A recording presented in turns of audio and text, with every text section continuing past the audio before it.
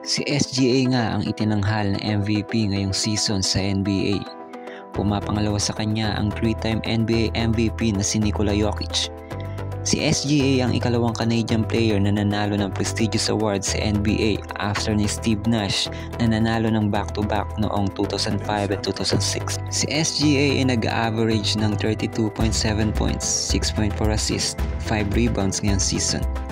Maaari niya ring masungkit ang scoring title dahil siya naunguna sa points per game this season.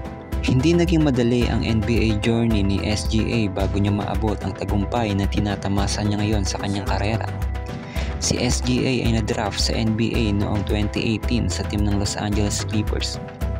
Sa unang taon niya ay nag-average lamang siya ng 10.8 points, 3.3 assists, 2.8 rebounds per game dahil noong July 10, 2019 ay napasama siya sa isang blockbuster trade para makuha ng Clippers si Paul George. At tila naging blessing in disguise ang pagkakatrade niya sa OKC dahil dito nagsimulang umangat ang kanyang karera. Sa unang taon niya sa OKC ay nag-average siya ng 19 points per game para makuha ang 5th spot sa West at makapasok sa playoffs. Sa mga sumunod na taon ay tuluyang umusbong ang basketball career ni SGA.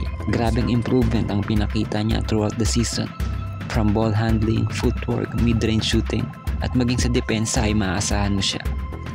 Kaya hindi nakakapagtaka na siya ang ginawang main guy ng OKC. Noong February 2, 2023 ay nakuha ni SGA ang kanyang kauna-unahang NBA All-Star Game hanggang sa naging 3-time NBA All-Star at 2-time NBA First Team. Hindi mapagkakaila na naging maganda ang mga nagdaang taon para kay SGA. Sa edad niya na 26 years old ay tiyak marami pa siyang makukuhang awards at mabibreak na records. Ngunit sa kabilang banda ay tila maraming di natutuwa sa playing style na meron si SGA. Maraming nagsasabi na boring daw panoorin ang laro niya dahil sa foul baiting at flopping.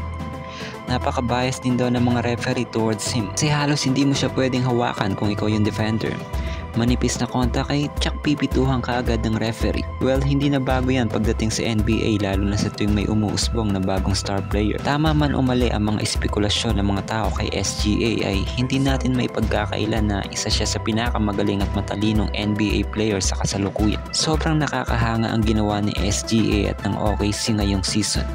From number 1 team sa regular season at ngayon ay lamang sila ng isang game sa Timberwolves sa West Final. At masasabi nating perfect year ito para kay SGA lalo na kung masusungkit nila ang kampeonato this season.